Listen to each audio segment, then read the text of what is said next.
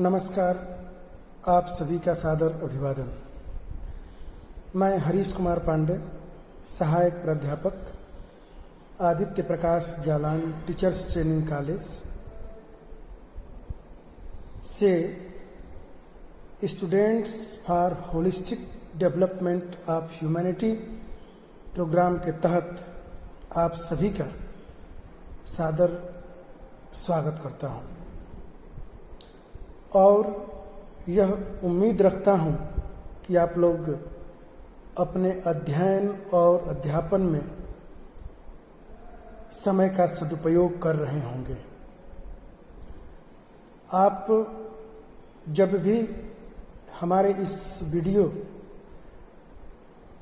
जो audio visual teaching material aids के रूप में आप तक पहुंच रही है, आप जब भी इसको देखें सुने तो अपने साथ एक नोटबुक और एक पेन अवश्य रखें। महत्वपूर्ण बिंदुओं को नोट कर लें। समय अंतराल पर जब भी हम लोग मिलेंगे इस पर परिचर्चा करके एक निश्चित समाधान पर हम लोग पहुंचेंगे।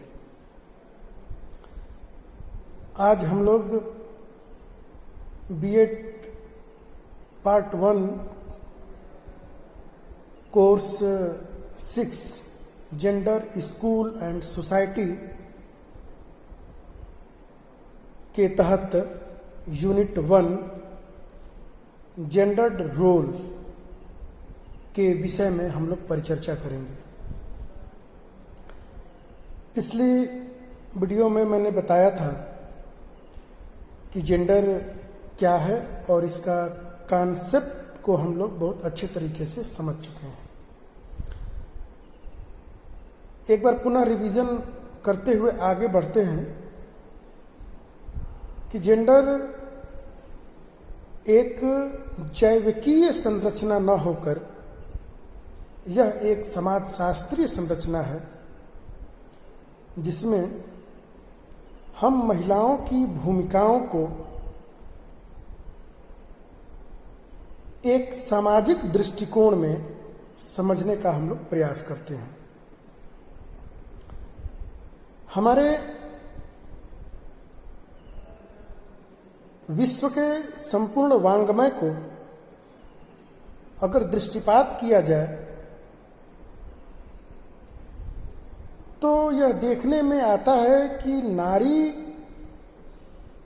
कई न कई रूप में अनंत कालों से उपेक्षित होती रही है और हिंसा की शिकार होती रही है। एक आश्चर्य की बात है कि आज विश्व मानवता अपने ज्ञान के शिखर पे होने के बावजूद और ऊपर में एक और आश्चर्य है कि इस समय कोविड-19 महामारी में भी अगर जितने रिसर्च डेटा इस समय आ रहे हैं, रिसर्च डेटा इस समय बताने की जरूरत नहीं है। सोशल मीडिया पर भारत सरकार के द्वारा सभी विश्वविद्यालयों के द्वारा जेंडर एजुकेशन पर डेटा प्रस्तुत किए जा रहे हैं। दैनिक जागरण अखबार के संपादकीय में भी डेटा दिए गए जिसमें महिलाओं के साथ इस लॉकडाउन पीरियड में भी घरेलू हिंसा, शारीरिक शोषण, मानसिक हरासमेंट और भी न जाने कई प्रकार के उत्पीड़नों से यह एक वर्ग जिसे हम आधी आबादी के नाम से जानते हैं अभी भी उत्पीड़ित और उत्पीड़न का शिकार होती रही है। कारण बहुत से हैं, हम धीरे धीरे इनके कारणों पर चर्चा करेंगे। आज हम लोग जेंडर रोल पर थोड़ा सा हम लोग इसको समझते हैं कि जेंडर रोल क्या है। जेंडर को आप लोग समझ चुके हैं। मैं जेंडर रोल को बताऊं उससे पहले रोल को समझना आवश्यक है कि रोल क्या है। हम लोग घर में रहते हैं, अपने परिवार में अगर इस बात को देखा जाए तो प्रत्येक व्यक्ति की एक अलग अलग भूमिकाएं तय हैं। संयुक्त फैमिली है, उसमें देखा जाए तो दादाजी की भूमिकाएं, दादी की भूमिकाएं, माताजी की भूमिकाएं और पिताजी की भूमिकाएं, बहन की भूमिकाएं और भैया की भूमिकाएं, सबकी भूमिकाएं उनको निर्धारित की गई हैं कि यह भूमिका इन्हीं को निभाना है। लेकिन बड़े यह विचारणीय तथ्य है और जेंडर एजुकेशन और भी प्रासंगिक है कि जब पूरा विश्व आज बंद है, कहीं कोई विशेष वर्क नहीं है लोगों के पास।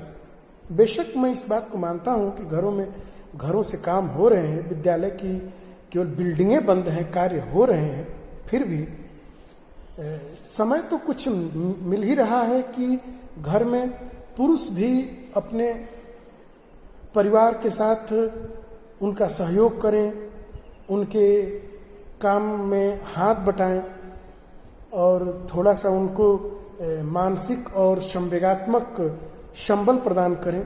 लेकिन ऐसा नहीं है, डेटा इसके विपरीत है। मैं इस बात को इसलिए रिपीट कर रहा हूं कि हम लोग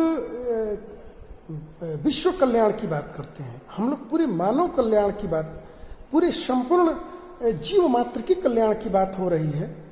लेकिन इन कल्याणों में आज भी महिलाएं कहीं न कहीं अपने को उपेक्षित महसूस कर रही हैं। ये बात हो सकता है कि इस वीडियो को जो लोग भी देखें, कुछ ऐसी परिस्थितियों में भी लोग देख रहे होंगे जो काफ़ी शहरों में और बहुत संपन्न और एजुकेटेड लोगों के बीच में रह रहे हैं। शायद वहाँ ऐसा ये बातें सुनने में हास्यास्पद लगेंगी, लेकिन ऐसे बहुत से वर्ग हैं, ऐसी बहुत से एरियाज हैं जहाँ पे महिलाएं आज भी घरेलू हिंसा और उत्पीड़न की शिकार हैं। हर व्यक्ति की अपनी एक भूमिका है, हमने भूमिकाएं तय कर रखी हैं। मैंने पिछली बार बताया था कि भूमिकाएं तय जिस परिस्थिति, जिस संदर्भ में हुआ था, उसको वो संदर्भ बदलता रहता है। परिस्थिति कभी एक समान नहीं होती है।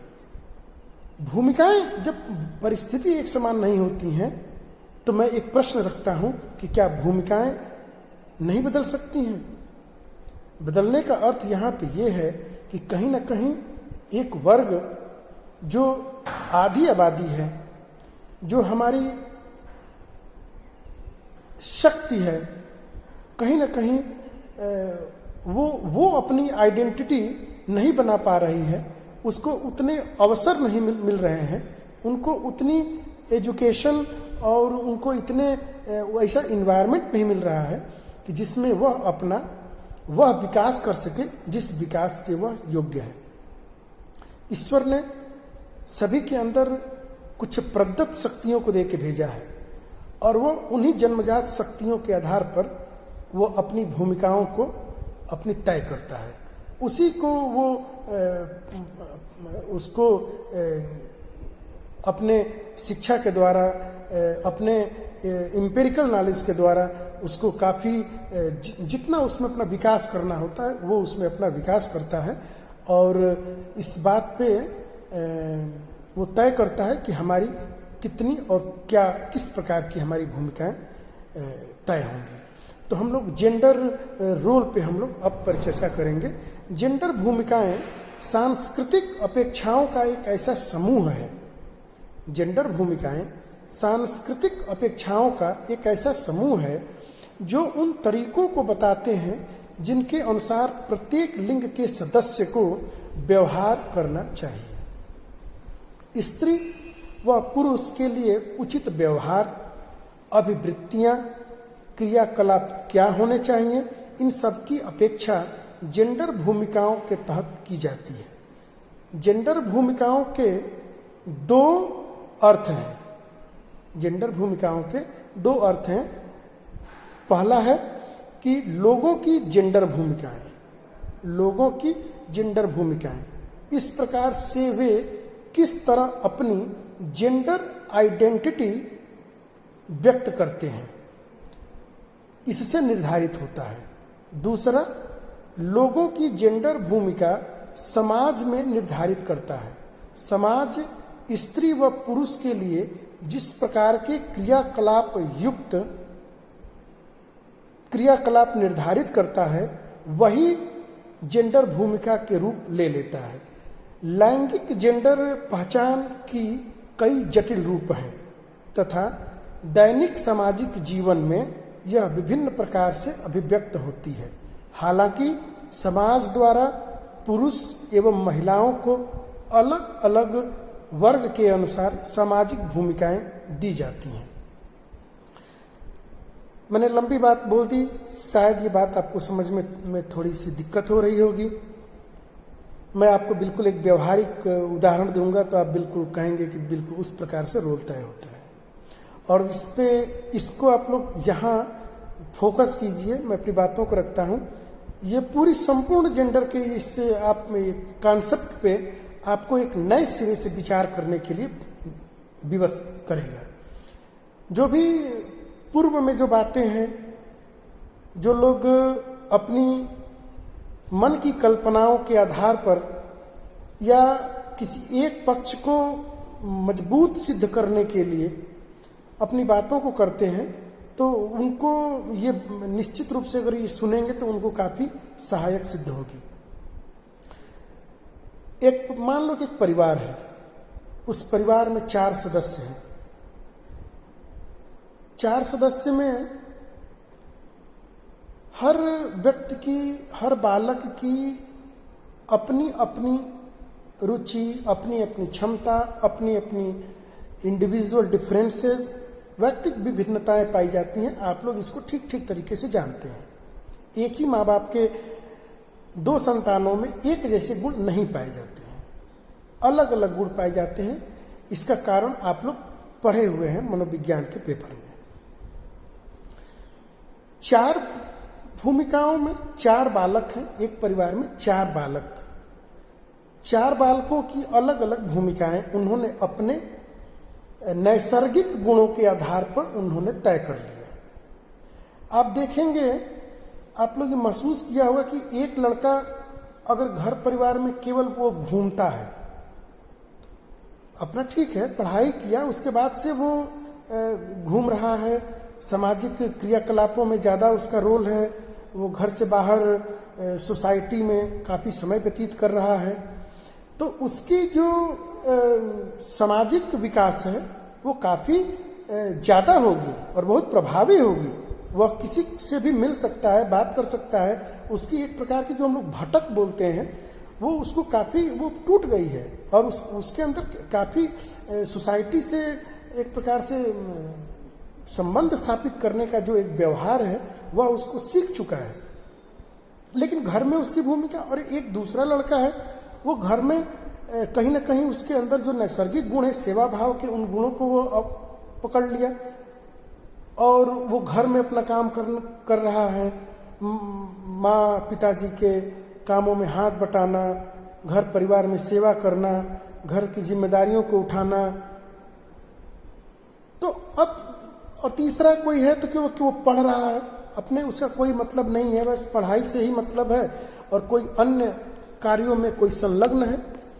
तो इस प्रकार से हम लोग अगर देखें तो हमें ये अनुभव होगा कि कुछ दिनों बाद मतलब बहुत कुछ वर्षों बाद जो व्यक्ति सेवा करता है उसको ये मान ही लिया जाता है कि ये काम यही करेंगे।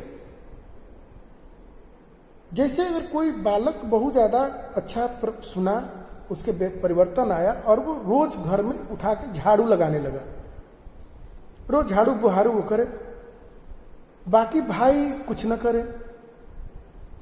कुछ वर्षों बाद उसको ये मान लिया जाता है कि यही साफ करेंगे, इन्हीं साफ करने की जिम्मेदारी फलने आदमी की है, वही व्यक्ति इसको ये कार्य करेगा और पढ़ने वाला काम भैया वो करते हैं, वही करेंगे।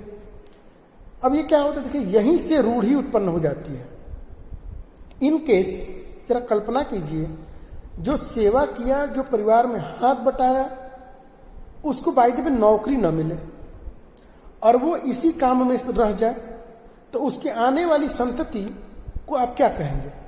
उसके आने वाली संतति से कौन ये ऐसा उम्मीद की रहेगा, या कहीं एग्जाम्पल ऐसा नहीं मिलता है, कहीं ना कहीं उस वो जो इसके पिताजी भाई यही करते थे, वो भी निश्चित रूप से, और यही जाके अगर बदल गई परिस्थिति तब तो अलग बात है, और परिस्थिति नहीं बदली तो वही एक परंपरा के रूप में एक पीढ़ी से दूसरी पीढ़ी में हस्तांतरित होता चला आया है। और हम लोग निश्चित रूप से ये जो वर्ग जो बने हैं, ये कहीं ना कहीं इसी क्रम पे बने हैं। इनका भी यही एक, इससे कहीं कोई जो प्रमाण होते हैं, उस प्रमाण पे मुझे उतना यकीन नहीं है जितना कि मैं इसको व्यवहारिक में देखता हूँ। ये मेरा अपना व्यक्तिगत का अनुभव है। जो व्यक्ति कुछ करता है उसी को व्यक्ति लोग कहते हैं, जो कुछ नहीं कहता है उसको कोई कहता ही नहीं है, तो उसकी भूमिका ही तय हो जाती है कि भैया इनकी कोई भूमिका नहीं है। परिस्थिति को देखिए, अब यहाँ पे देखिए 4 परिस्थितियां हम लोग इसको क्रिएट कर सकते हैं जो सबसे महत्वपूर्ण है। नंबर 1, पहली एक शैक्षिक परिस्थिति। देखिए, इस बात को तो मानना पड़ेगा कि व्यक्ति का संपूर्ण और सर्वांगीण विकास का एकमात्र कोई साधन है तो वह साधन शिक्षा है। शिक्षा ही वह साधन है जिसमें व्यक्ति अपने व्यक्तित्व को एक आयाम देता है, अपने व्यक्तित्व को निखारता है। लेकिन अगर शिक्षा के अवसर और शिक्षा के द्वार सभी तक उपलब्ध न हो तो व्यक्ति अपने व्यक्तित्व को कैसे संवारेगा? निश्चित रूप से उसको इतने अवसर नहीं मिलेंगे जितने के अवसर उसको शिक्षा सरल तरीके से उपलब्ध कराती है। शिक्षा का मतलब कोई डिग्री लेना से मतलब नहीं है।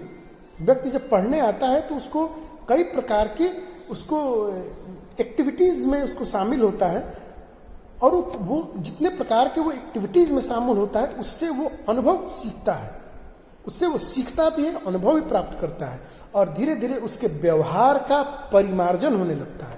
और यही व्यवहार का जब परिमार्जन धीरे धीरे होने के बाद व्यक्ति धीरे धीरे यात्रा उसकी व्यक्ति से व्यक्तित्व तक की यात्रा पूरी होती है। तो इस प्रकार से जो हमारी भूमिकाएं हैं, सांस्कृतिक भूमिकाएं, सामाजिक भूमिकाएं, सांस्कृतिक भूमिकाएं, हमने बहुत सी चीजें तय कर रखी हैं कि यह काम पर्टिकुलर यही व्यक्ति के लिए है। अब जैसे उत्सवों में गीत गाने की जो परंपरा है, हमने तय कर दिया कि वहां पे महिला ही है, ये काम महिला की ही है। घर में चूल्हे, चौकी, बर्तन जो भी करने हैं हमने तय कर रखा है कि ये औरतों का ही काम है। ये हमारी भूमिकाएं तय पहले से ही तय है, और ये मान लेता है कि तुम क्या कर सकती हो। हम इसको एक प्रकृतिजन्य अपराध ही यह है कि हम अगर व्यक्ति उस भूमिकाओं में अगर उस जो शामिल होता है तो हम इसको मान लेते हैं कि उसका तो भैया सभी लोग करते हैं, आप ही थोड़ी कर रहे हैं, सभी लोग ऐसा कर रहे हैं। नहीं, अवसर तो पाने का अधिकार सबको है। अवसर व्यक्ति के विकास की एक अवस्था है। जिस व्यक्ति को जितने ज्यादा अवसर उत्पन्न होंगे वह निश्चित रूप से वह व्यक्ति उतना ज्यादा उसको अनुभव होगा, उतना ज्यादा सीखेगा, और व्यक्ति को जितना ज्यादा अनुभव होगा, जितना ज्यादा सीखेगा, तो निश्चित रूप से वो अपने लिए भी उपयोगी होगा और समाज के लिए भी उपयोगी होगा। जेंडर भूमिकाएं सीखा हुआ व्यवहार है। जेंडर भूमिकाएं सीखा हुआ व्यवहार है। ये भूमिकाएं विभिन्न संस्कृति के सापेक्ष अपने सामाजिक, आर्थिक तथा राजनैतिक आयामों में बदलती रहती है। एक संस्कृति से दूसरी संस्कृति में मूल्य तथा प्रतिमान काफी मात्रा में अलग अलग होते हैं। जेंडर भूमिकाओं में एक निश्चित प्रकार की सार्वभौमिकता हो सकती है, परंतु काफी हद तक ये सांस्कृतिक रूप से निर्धारित होते हैं। जेंडर भूमिकाओं को बदलना थोड़ा मुश्किल होता है, परंतु चूंकि ये सामाजिक रूप से निर्मित होते हैं, अतः ये अपरिवर्तनीय नहीं है, इन्हें बदला जा सकता है। देखिए, इस बात को समझना होगा कि कोई भी भूमिका का मैंने एक एग्जाम्पल जो दिया, जो घरेलू बात का, इसमें बहुत से विद्यार्थी जो हमारे सुन रहे हैं इस बात का अनुभव करेंगे कि कहीं ना कहीं उनके साथ ऐसा हुआ है। और सामाजिक भूमिकाएं बहुत आसानी से नहीं बदलती हैं, इसके लिए संघर्ष करना पड़ता है। सामाजिक भूमिकाएं तय होती हैं घर से, अपने परिवार से। बालक को जब जन्म लेता है, मैं बालक का कहने का मेरा अर्थ शिशु जब वो जन्म लेता है, तो अब तो परिस्थितियां बदल गई। अब तो हमें लगभग 3 महीने में ये पता, जो कानूनन अपराध होते हुए भी लोग कहीं ना कहीं अभी भी पता लगा ले रहे हैं कि गर्भ में बालक है कि बालिका है। मैं इस बात को इसलिए उठा रहा हूं कि देखिए कैसी भूमिकाएं होती हैं। यदि पता चल गया कि गर्भ में पुत्र है, शिशु है, तो आपका कहीं ना कहीं ये अनुभव रहा होगा। देखिए, परिस्थितियां बदली हैं। एक 50, 100, 1000 अपवादों को लेकर विमर्श नहीं किया जा सकता है, लेकिन ये सामान्यतः होता है कि अगर पुत्र है, बस परिवार का एक वारिस मिल गया भैया। अब उस स्त्री को जिसके गर्भ में पुत्र है, अब उसको खाने की, पीने की, सोचने की खूब सुविधाएं हैं, खूब आजादी है। सभी लोग प्यार कर रहे हैं, सभी लोग दुलार दे रहे हैं, प्रसन्नचित्त है, अच्छे विचार मिल रहे हैं, अच्छी परिस्थितियां क्रिएट हो रही हैं, सभी लोग उसके अच्छे से बर्ताव कर रहे हैं। उसका मन कितना प्रसन्न है। खुशी की भी बात है, मन प्रसन्न होना भी चाहिए। जरा उम्मीद कीजिए, मैं यहां पे इस बात पे इसलिए मैं बार बार जोर दे रहा हूं कि अब तो 2 परिस्थिति हो गई ना। मैं यहीं पे 2 परिस्थिति कर देना चाहता हूं कि एक हो गया गर्भ में पुत्र है, कितनी अच्छी इन्वायरमेंट दी जा रही है, और जिसके गर्भ में पुत्री है, पति भी अपनी भूमिका अदा कर रहे हैं, थोड़ा बहुत बोल के, सास ससुर, घर के परिवार के अन्य सदस्य बहुत अच्छा उनके साथ व्यवहार नहीं हुआ, बहुत अच्छा उसको प्यार नहीं मिल रहा है, उसकी परिस्थितियां वैसी नहीं है, उसका बौद्धिक स्तर जितना विकास के अवसर मिलने चाहिए या जैसा हेल्दी इन्वायरमेंट चाहिए वैसा नहीं मिल रहा है। सामाजिक परिस्थितियां भी उसके साथ बदल गई, उसके खान पान भी उसको उस प्रकार से नहीं है जिसके गर्भ में पुत्र है। मैं ये आपके सामने प्रश्न रखता हूं कि गर्भ में पलने वाला शिशु पे कितना उसका प्रभाव पड़ेगा, और जब बालक उत्पन्न होगा और जब बालिका उत्पन्न होगी, तो हमने गर्भ में ही जो उसके साथ जो व्यवहार किया, उसी व्यवहार का कहीं ना कहीं उसके ऊपर एक प्रभाव पड़ेगा और उस व्यवहार से प्रभावित एक शिशु का जन्म होगा, तो आगे चल के कहीं ना कहीं उसमें उस प्रकार के व्यवहार परिलक्षित हो सकते हैं, होते भी हैं। अगर दोनों को एक समान इन्वायरमेंट मिला होता, पहले जमाने में इतने परिस्थितियां तय करती थी, मैं इस बात को मैं मानता हूं कि परिस्थितियां थोड़ी ऐसी परिस्थिति थी, गरीबी थी, अशिक्षा थी, बहुत से रीति रिवाज थे, कुरीतियां थीं, ऐसी बहुत सी प्रथाएं थीं, जिसको वो प्रथाएं वो करती थीं। लेकिन देखिए फिर भी वो जितना उस समय इतनी घरेलू हिंसा आज हो रही है, उतनी घरेलू हिंसा उस समय नहीं देखने को मिलती थी। उसमें वो एक परिस्थिति में ऐसी बहुत बड़ी बड़ी बातें होती थी, सती प्रथा हो गया या कुछ ऐसी प्रकार की जो भी अन्य प्रथाएं हैं। लेकिन सामान्यतः लोग लंबे जीवन जीते थे, स्वस्थ जीवन जीते थे। इसका कारण यही था कि जो हमारी बेस बनी थी, जो हमारी भूमिका जो तय हुई थी, जो हमारा पहला जो हमारा लालन पालन की जो प्रारंभिक अवस्था में जब था, तो उसकी बुनियाद काफी मजबूत हुई। बुनियाद में काफी सकारात्मक उसको इन्वायरमेंट मिला, जिसके बालक के जितना उसका शारीरिक, मानसिक, बुद्धि का विकास और जितने भी विकास हुए, उसमें उसका काफी सकारात्मक प्रभाव पड़ा। और उसमें बालक बिल्कुल दोनों, क्योंकि पहले तो पता था नहीं, अल्ट्रासाउंड नहीं हुआ करते थे, लोगों को पता नहीं था कि गर्भ में पुत्र है कि पुत्री है, तो एक प्रकार का इन्वायरमेंट मिल जाता था।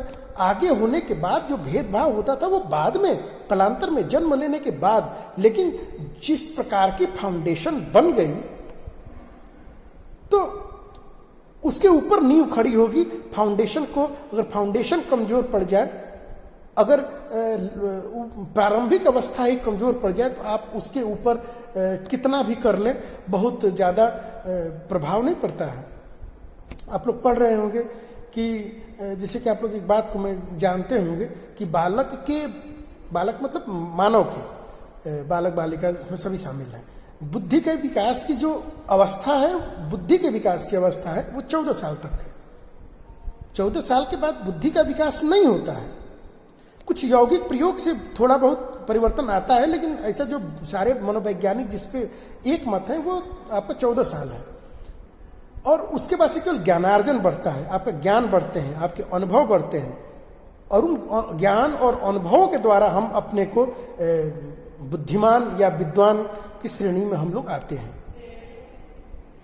तो यहां पे आप बात को मान रहे हैं, 14 साल तक बुद्धि का विकास अच्छा नहीं हुआ, लेकिन व्यक्ति पढ़ लिख के जितना विकास हो, देखिए कितना अंतर पड़ता है कि नहीं पड़ता है। 14 साल तक अगर उसको ठीक ठाक इन्वायरमेंट मिला, भाषा का भी विकास में वही है। अगर बालक के भाषा का भी विकास में, देखो चौमुखी का सिद्धांत आप लोग पढ़े होंगे, तो उसमें देखिए उसमें अवस्था दी गई है कि भाषा के भी विकास में, अगर बालक की जो प्रारंभिक जो अवस्था होती है, उसमें भाषा विकास बहुत तीव्र गति से होता है। तो ये बात इसको सिद्ध करती है कि गर्भस्थ शिशु में अगर वहां पे ही अगर भेदभाव हो गया, तो निश्चित रूप से उसके विकास में कहीं ना कहीं आगे चल के जो भी उसके विकास होंगे, बुद्धि का विकास हो, शारीरिक विकास हो, मानसिक विकास हो, संवेगात्मक विकास हो, राजनैतिक विकास हो, आर्थिक विकास हो, वो सभी विकास कहीं ना कहीं उस नींव पे टिकी पड़ी है। और हमने वो नींव कहीं ना कहीं हमने उसको कमजोर कर दी। और इसमें विज्ञान तो वरदान भी है, लेकिन विज्ञान यहाँ अभिशाप के रूप में हो गई। और पहले से ही हमने इस बात की जानकारी कहीं ना कहीं हमारी वो फाउंडेशन कमजोर कर दी। पुत्र हुआ, कितना मंगल गान बजा। हॉस्पिटल में तो डिलीवरी होती है, देखिए कितने रुपए बटते हैं, कितनी मिठाइयां बटती हैं, कितने उत्सव होते हैं। अरे बच्चियों पे भी होते हैं, लेकिन हजारों हजार एक केस में, जिनके घरों में 10-10 लड़के ही हैं पूरे संपूर्ण परिवार में, उनके घर में एक लड़की हो गई तो उत्सव मना। और जिनके घर में पहले से 2 लड़की है, उनके घर में अगर तीसरी लड़की आ जाए, तो हमने तो कभी उत्सव छोड़िए, हमने तो मैयत मनाते देखा है। तो कहीं ना कहीं ये भेदभाव, ये जो कहीं ना कहीं ये शुरू से होता रहा है। जब हम शिक्षित नहीं थे तब भी होता रहा, और आज हम जब लोग शिक्षित हो गए तो भी हो रहा है, रूप परिवर्तित हो गया। पहले हम लोग अज्ञानी थे तो उस प्रकार के व्यवहार करते हैं, आज हम लोग ज्ञानी हो गए तो कहीं ना कहीं इमोशनली ब्लैकमेलिंग या बुद्धि के द्वारा हम कहीं ना कहीं किसी का शोषण कर रहे हैं। तो वहां पे रोल भी तय हो गया। किस प्रकार से रोल तय हुआ? बालक हुआ और हमने बालक को ब्लू कलर का बढ़िया सा कपड़ा फर्स्ट क्लास ला के हमने बालक को पहनाया, और वही बालिका हुई तो हमने तय कर दिया पिंक। हॉस्पिटल में भी जब बालक और बालिकाएं होती हैं तो ऐसे ही होता है, बालिका को पिंक कलर के कपड़े पहनाए जाते हैं, और पिंक जिसमें वो लोग बालक आता है उसमें तो वो पिंक कलर में ही। तो वहां भी ये देखिए जेंडर्ड रोल आप लोग को हो रहा है कि जेंडर्ड रोल ये सारी भूमिकाएं ही तय करती हैं। जेंडर्ड रोल में ये सारी भूमिकाएं हैं जो व्यक्ति को संस्कृति के द्वारा मिलती चली आ रही है। हम एक पीढ़ी से दूसरी पीढ़ी में जो हस्तांतरित कर रहे हैं वो हमें पीढ़ियों से चला आ रहा है। ये हमारी संस्कृति की देन है कि हम लोग इस बात में ये हम सीख जाते हैं। घर पे आने के बाद बालक के जन्म का उत्सव और बालिका के जन्म का उत्सव तो दूर, उस प्रकार के बेसिक सुविधाएं भी उपलब्ध कराने में काफी कठिनाइयों का सामना करना पड़ता है। मैं इसलिए ये बात को बता रहा हूं कि जरा विचार किया जाए, जरा इस बात को विचार किया जाए। यह शिक्षा का यही मतलब है कि हम लोग इतने जागरूक हो, इस बात को जाने कितने पढ़े लिखे होने का क्या मतलब। हम चाहते तो हैं कि हमारी पत्नी पढ़ी लिखी आए, नौकरी करने वाली हो, शिक्षित हो, हमारे साथ एडजस्टेबल हो, हमारी पत्नी डॉक्टर्स हो, हमारी पत्नी बीमार पड़े तो हम इसको महिला डॉक्टर से दिखाएं, हमारी बच्ची को पढ़ाने के लिए कहीं ना कहीं उसमें शिक्षिकाएं हों, हम सुरक्षित महसूस करने के लिए भी हम अपने साथ। लेकिन इतने हम लोग चाहना तो चाहते हैं, लेकिन व्यवहार क्या करते हैं? अपोजिट। जब हम बच्चियों को पढ़ाएंगे ही नहीं, हम उसकी आइडेंटिटी, मैंने जो परिभाषा पढ़ी उसमें मूल बात यह है कि आइडेंटिटी, हम उस कितने